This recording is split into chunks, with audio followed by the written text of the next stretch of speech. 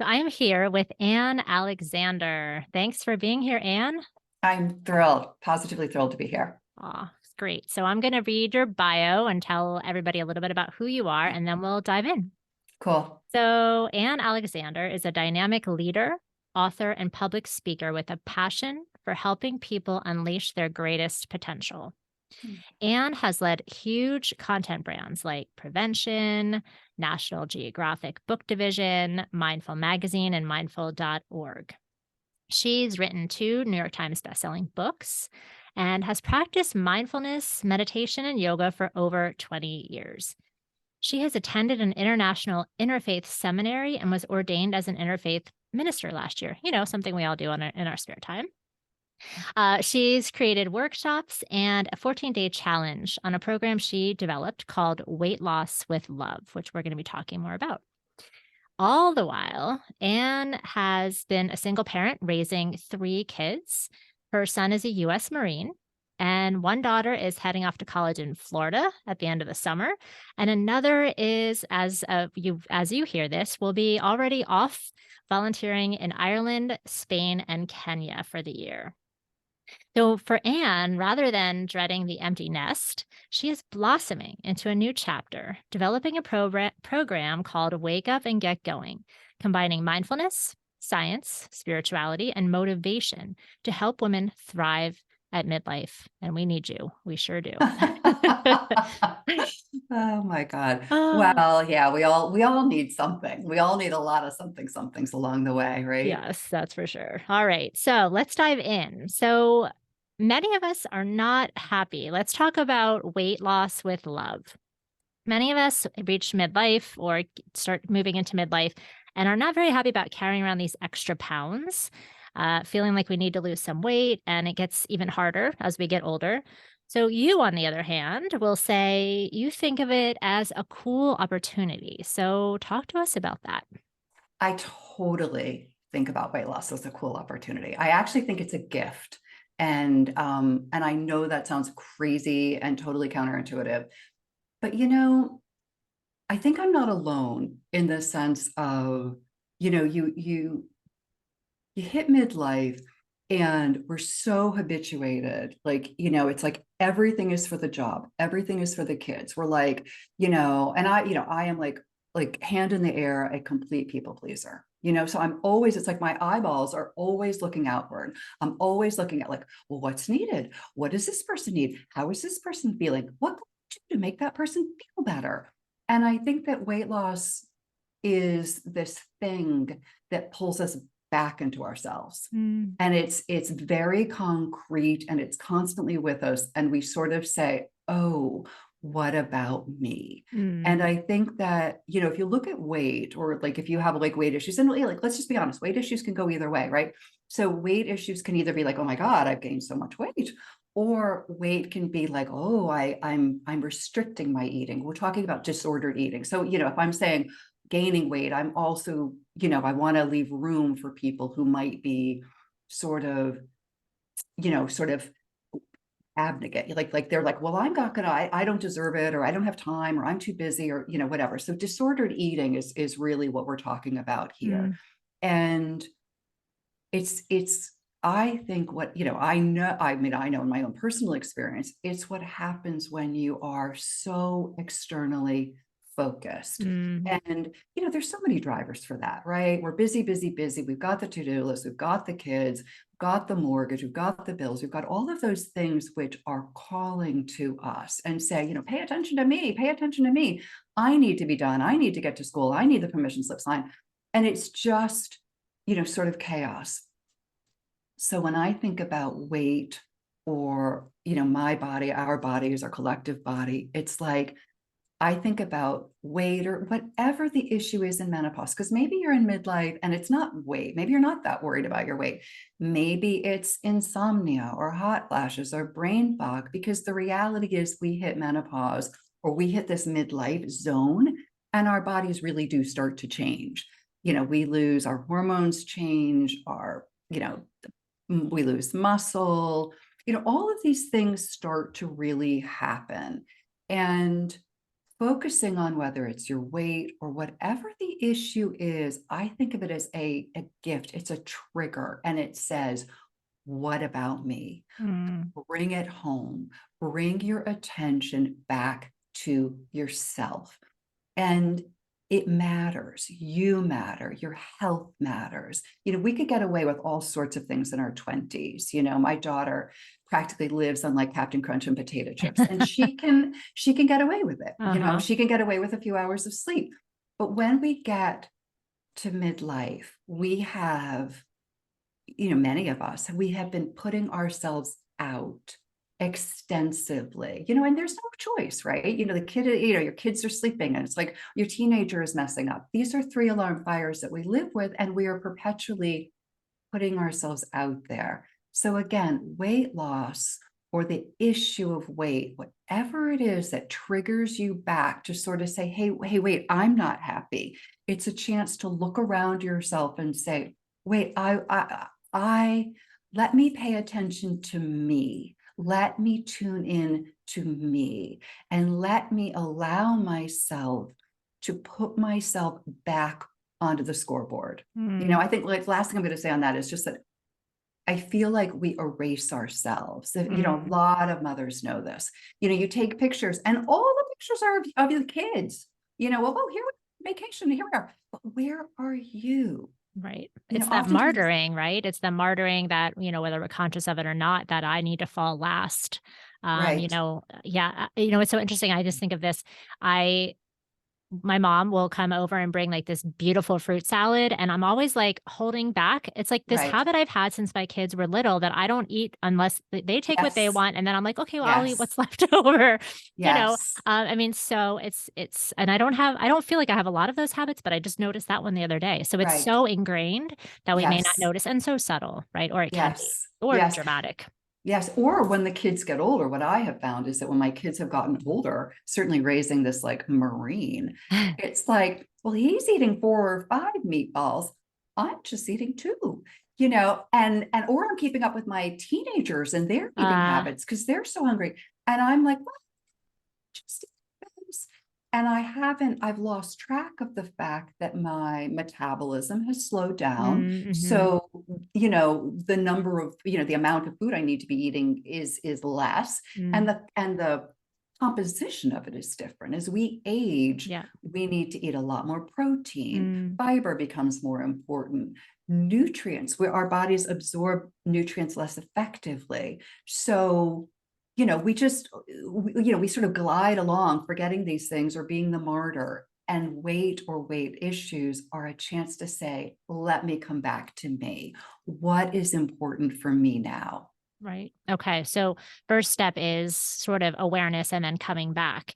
Now I'm going to guess that we can meet ourselves with compassion or the more common form, which is harsh judgment, self-judgment, Right. right? So is that the next piece? That's the next piece. And that's Okay. why I call it with love, Mm, because you're right. We generally look down and we're like, ugh, it's almost like, how could you have done this? How could you do this to me? How did you gain so much weight? And we say it as if we're somehow separate from our mm, bodies in this, like, as you said, judgmental tone or horror or the ugh, or we get up and we're like, ugh. Or, I used to have this like belly roll that would, I could just always feel it. I am constantly driving my kids. I am like the family free Uber. And so I always had this sensation of this jelly roll coming over my jeans, and I really didn't like it. mhm, And, that was the sort of my personal ugh, was there it is again. And so it's really important to lean in with love and compassion, because again, as mothers, as officey people, we don't say, well, what about that, who's calling? We treat people with graciousness. Well, how can I help you? Oh, you fell down, let's get back up. Like, that's the tone we use this kindness with others, and that's the tone we need to use with ourselves. And it's awkward at first. I remember reading about Kristen Northrup, and she like actually used her own name. Kristen, what do you need? I mean, it feels a little odd at first because we're so used to being, again, exterior. Oh, let's be nice outward, but internally, no. Right. We save the niceties for the external world. But when we start to tune in with love, we start to hear, oh, that's right.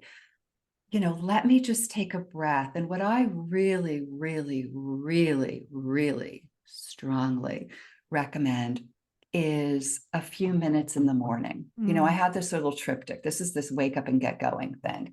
And waking up is the trigger. Waking up is the weight loss trigger. It's like, oh, oh, oh, oh, it's the what about me? Let mm, me tune into me. And then next step in the get going is going in.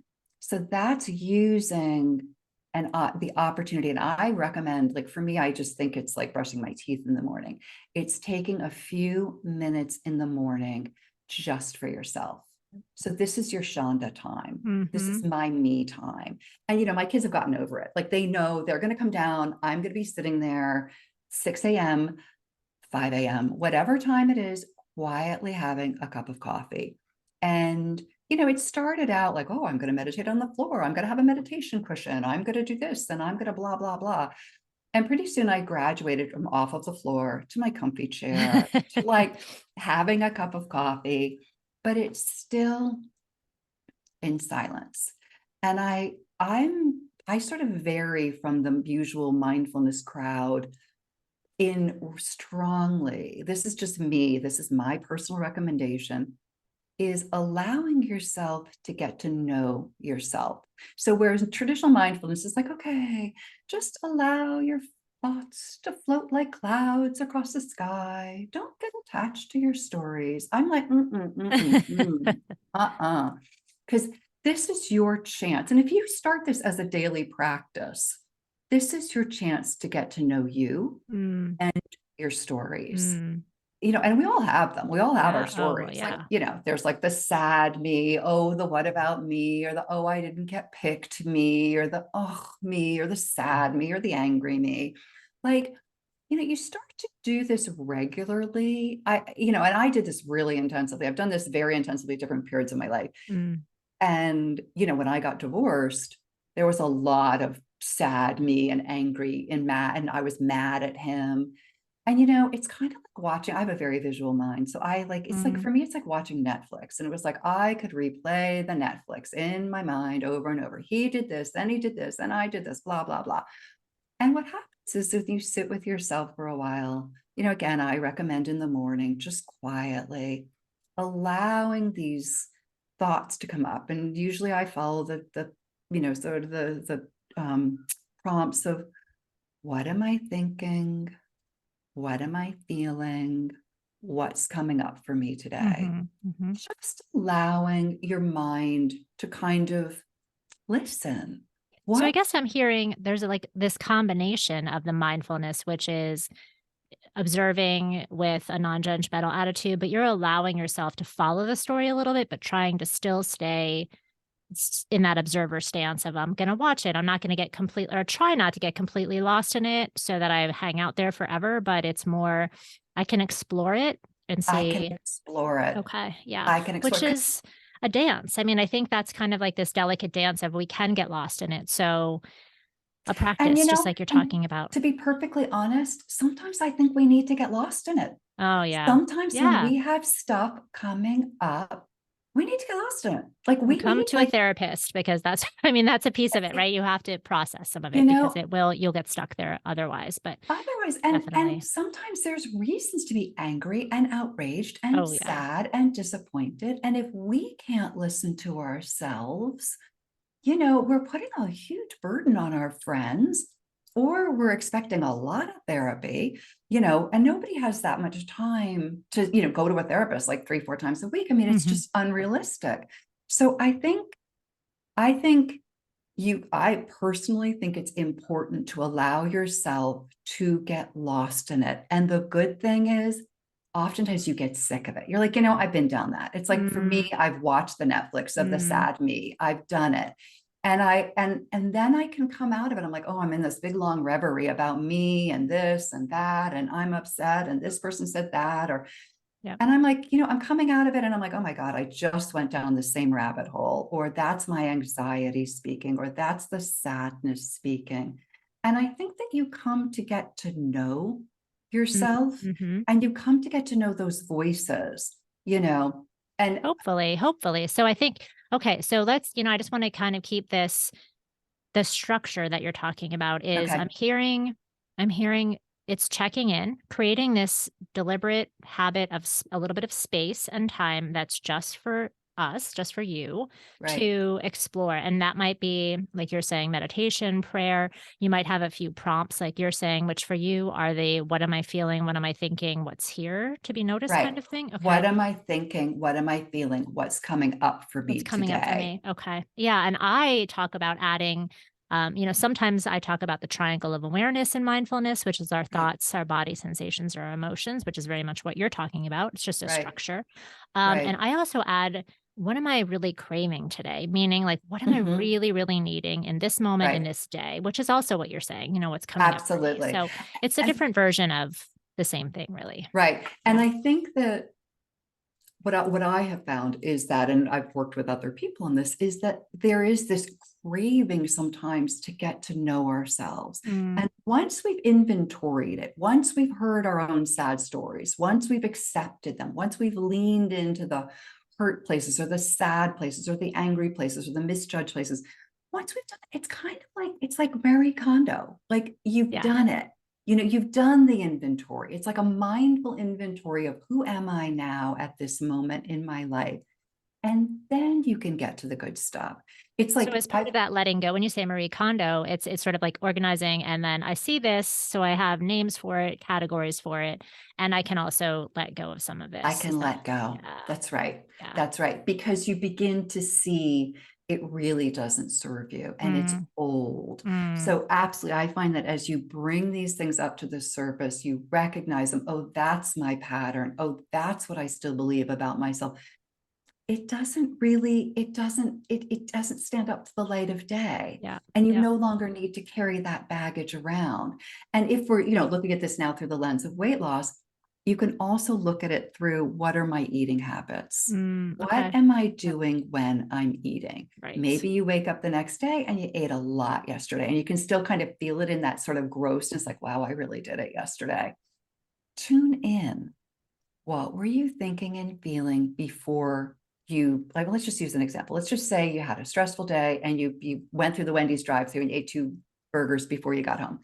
Like, okay, think about that. Like, what was really going on? What were you feeling? What were you thinking? What was coming up for you as you were like driving home? Like, what was coming up for you then? Like, what was the trigger? What did you choose to eat? So, okay, obviously you went into the Wendy's.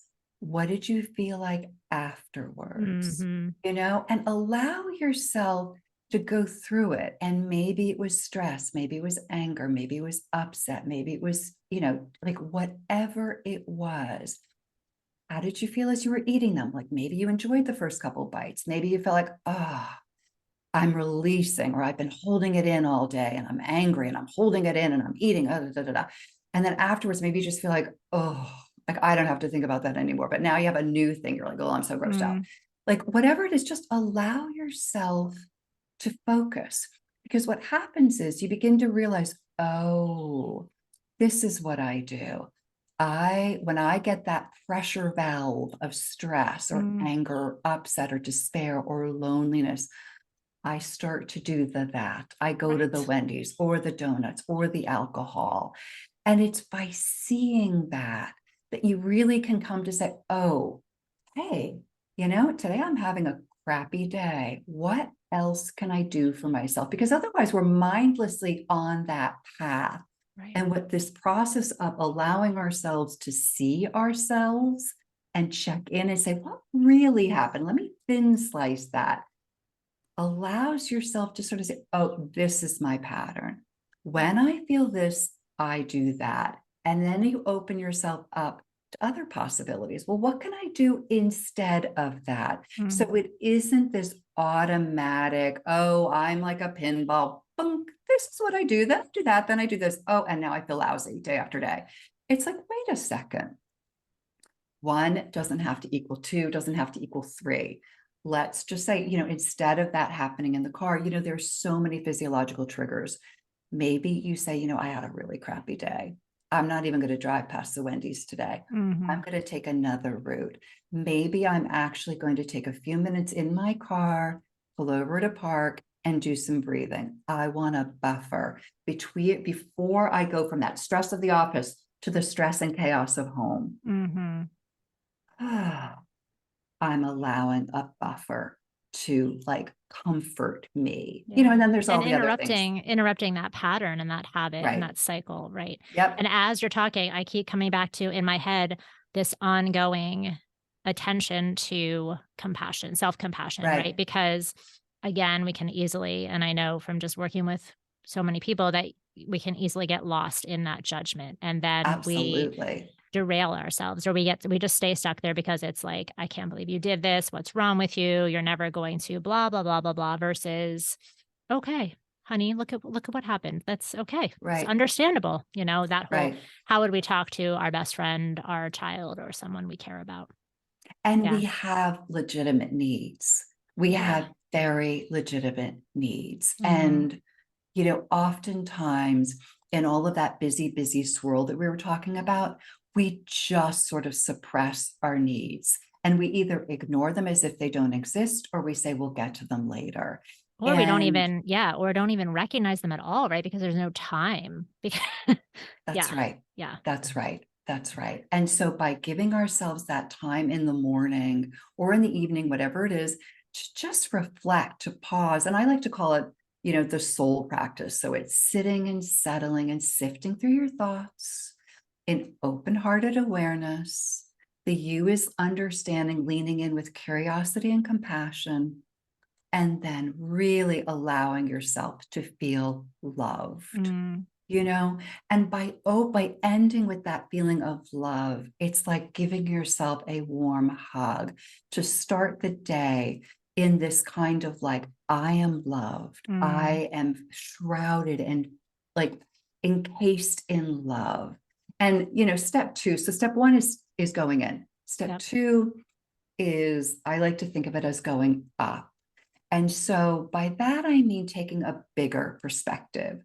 Like, if I were looking down on myself from 45 feet in the air, what would I see? I'd probably see a really busy, frazzled woman who's trying to juggle all of these things. And I would feel compassion for that Mm, person, mhm. and sometimes it's hard for us to feel compassion for ourselves in ourselves. Right. So if I sort of go up and I imagine, okay, I'm looking down on myself, what would I feel? I would feel love. I would feel compassion. I would feel like, oh, she's got a lot of balls in the air, that lady. Yep. And And what do you say to somebody who is like, "Psh, well, I don't know. I'd be judging her." I'd be I keep coming back to that, but, knowing that that is such a roadblock for people, what would you say to somebody who it when they try on the self-compassion and love feels really yeah, I disconnected? hear you. Yeah. I used to love Louise Hay because she was Uh-huh. always asked that question. And she would say, try learning to just like yourself. Fair, fair. Maybe Yep. it's just learning to allow yourself to like yourself a little bit. Yep. You don't have to go to the love thing Yeah. instantly. Fair. I And, think that's good advice. Yeah. you Okay. know, So and go the ahead. other, I don't wanna what, interrupt that. yeah, and the other thing is, if you're open to this and, the whole higher power thing, people talk about God, they talk about the universe, they talk about source, they talk about energy. Sometimes I like to just like normalize that or scientize that by thinking about the sun. And by that, I mean, when you think about like a plant or a tree that is just out there with its leaves, and the sun just shines on that leaf, and the tree doesn't have to do anything. The tree doesn't have to be good or bad or perfect or this or that. The tree just accepts that warmth and that energizing, and it happens, photosynthesis, right? And the photosynthesis is what energizes the chlorophyll, which then feeds the plant. So sometimes I like in the morning to just envision like the sun is just giving me that beautiful sun warmth. And I think of it as almost like spiritual Mm-hmm. photosynthesis, that the sun is absolutely nourishing and like replenishing. And you know that feeling you get when you're on the beach and the sun is just like all nice and warm, and like you just feel good. It's like, just see if you can open up to that. The So warmth and the yeah, okay. warmth and that Yeah. feeling, and it just shrouds you. And, you know, from a neuroscience point of view, that beginning your day with a feeling of love is Yep. extremely empowering. So you don't Right. have to believe in God. I'm not selling you on anything. Right. I'm just saying if you open yourself up to that. And then the final third step after go in, go up, is go out. And it's taking an absolute teeny tiny micro step towards whatever it is that's really on your heart. Right. You know, because once we start to clear out the debris, once we start to allow ourselves to feel human again, warm, like, you know, nourished, it's like, what's really on your heart? What is your heart hungry for? And when you start to sort of allow that, and again, this takes time. This isn't like a once and done, hey, got it, 10 minutes, I'm off and running. But over time, you start to feel, oh, I've cleared out the closets. I'm ready for something. What am I ready for? What do Mm. I want to invite in? And then you just take a tiny little micro step towards that. So we were talking before, like I'm going to do later this, I guess it's in the fall, I'm going to do this Camino de Santiago. It's this 500-mile spiritual pilgrimage walk in Spain, and I'm not doing all 500 miles. But that, a picture of that has been on my vision board, it's right behind me, has been on my board for like 10 years. 10 Mm-hmm. years. So find whatever it is, like even if you just go and say, well, look, you know, let me look at the website. Let me print out a picture. Let me order a brochure. It doesn't have to be like, oh, I'm doing it. It just has to be the tiniest micro step that connects you with this thing that is on your heart. And Mm. then I do what's called, this is my little dream jar. Uh-huh. So I have my goals written on my little dream, like my little piece of paper. And then whenever I do something, I pop it in. So I just have a little teeny tiny piece of paper. And I started my dream jar just recently. You know, once it gets all full, when I've So accomplished my meaning you goal. okay, it is when you've accomplished a goal, you pop a little piece in. Okay. Oh, no, no, no, no. Oh. When I do my micro step, because Not I oh, your like micro giving steps. Yeah, yeah. myself credit. So Yeah. All whatever right, tiny nice. micro step, Yep. and they can be teeny, like Yeah, smaller, absolutely. the They should better. be. And then Yep. you get to put a lot in. And once I've accomplished the goal, then I empty the jar out and I start over again. But it's so affirming to see Yes. I'm taking a micro step. So with weight loss, you know, if your issue is weight loss, it can be just like, let me think about my diet. Let me pay attention. What am I eating? Let me learn, how much protein am I eating? How much do I really need? Am I getting fiber? Like, you don't have to do anything yet. You can just assess your situation. You can just feel like, what do I want to envision myself doing? You know, Mm-hmm. what would it look like? What is the weight that I want to be now? You know, what does Yeah. that look like? What's that going to feel like? I like that. So rather than staying stuck and feeling like looking down and feeling the roll on top of your pants when you're driving the car, it's what would I like it to look like? And of course, trying to be again with compassion and with some realism that we're not 25.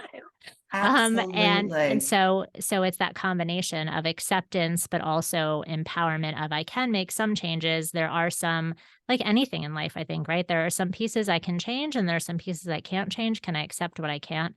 And how do I want to, in those very small incremental steps, make changes Right. toward but I need to know where I'm headed because, it's like if I fall back into those old patterns, let's say that if I had maybe when I was in my 20s and I'm like, oh, that is not going to work necessarily oftentimes in midlife or Right. perimenopausal time, right? We need, like you're saying, different tactics or strategies. So, go ahead. And we need a goal that really energizes us. We need There. a Yeah. goal that really says yes. And that's why again, I'm like this big proponent of a daily practice, and also understanding that it takes time. It takes time to peel back those layers, to go through all that old crud that we're still carrying around, all of those old layers and all those old beliefs. And it's like, we've got to get past that, all of that mental clutter to get to the spirit. And the spirit is the thing that is inside us that energizes us. And I feel like, there's this one wonderful phrase from Willy Wonka: the world makes way for the man who knows what he wants, for the woman who knows what she wants. I mean, Right. once you get to that, like, honestly, that walk has been on my board for 10 years. Right. Like, I believe you have to get to that thing that it's like, I will run through a brick wall for that. And it's not like, well, I want to look good in a bathing suit. Like, like, really, really, really, really. I mean, maybe that is your thing, and God bless you if that's your thing. And maybe that you will run through a brick wall. But it's like, I want to be able to walk. I want to be able to get up and off the floor. I want to be able to do like yoga. I don't care about doing the flying crow anymore. But I want to be able to move my body in a way that feels good. Yeah. Just last thing I'll say is, like, recently I was diagnosed with very mild arthritis, in my foot. And I could have looked at it like, bag, blah, blah, blah. Honestly, I was grateful. I was Mm. grateful because I have been schlumping around, you know, shopping malls, prom dress shopping, and this shopping for my daughters. And it was like, you know what? I need to be supported. I need to feel grounded. Like, I'm wearing these cute little, tennis shoes so I can look like whatever. No, no, no, no, no. And I'm not wearing like big dorky shoes, but they're cute and they have cushioning.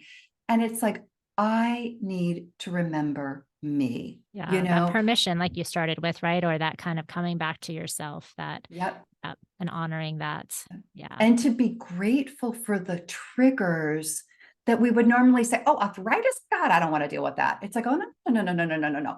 Arthritis, listen to it when it's a whisper, yeah, like, these little pay wake-up calls, attention. right? Yeah, Mhm. that you talk And about, just right? be grateful for them. There's this whole Swedish thing, and I can't remember the name of it, where you're actually grateful for these things which we would otherwise consider inconveniences. And it's actually proving like a really important measure for longevity. It's your attitude and the mindset. Exactly, that choice. It makes me think of Ted Lasso. I don't know if you're a Yes. fan or just like, Yes. but there, like, and coming back to sort of summarizing what you're talking about is this, getting quiet, that little bit of space. It's awareness, it's permission, it's compassion, self-compassion, and action steps, those tiny, tiny action steps. But then, so what I wanted to say is we also, you were saying this, need to process. So if things are there, it's not to say initially you get a diagnosis and you're like, yay, this is amazing. I'm so happy. It is okay to, and necessary to say, oh man, dang it. Like this is not, it's okay to feel what we need to feel, allow Right. it, normalize that, process it, and then now what? Yes. I can hang out Yes. there forever and be really bitter, or Right. take it as a gift or a lesson. And that's the best we can do. So yeah. Okay. So Yes. thank you so much for being here. There's so much to talk about. I think we've got Yeah. some great steps, and you and I are very much in alignment with that. That is very much my morning practice, very similar to that as well. Um, and maybe we'll have to do part 2, and there's so much more to discuss. But thank you Well, so I'm much, Anne. so, no, I'm delighted, delighted, delighted to be here. Thank you. And the other thing I would say is I'm loving the fact that we're in alignment and so similar. And I would also say this is all open for interpretation. For anybody in Absolutely. your audience who finds their thing that nourishes them. And so it's really answering the call of what nourishes me. So as long as that question is somewhere on your radar screen and you're answering it in whatever way feels right, just, keep on keeping on. Anyways, 100%. thank you. No, Thank yes, you. I agree. I think I just wanted to say one more thing about that is absolutely right. And I think where you and I both have come to is we've had very kind of structured meditation practices, and we've Yeah. developed and morphed. And it's that experimentation that you're talking about is trying things on. There's no right way to do anything necessarily. These are all tools you can try on and use and then adapt to whatever works Exactly. for you. So thank you Exactly. so much. Shonda, thank you so much for having me. I really Yes. appreciate it.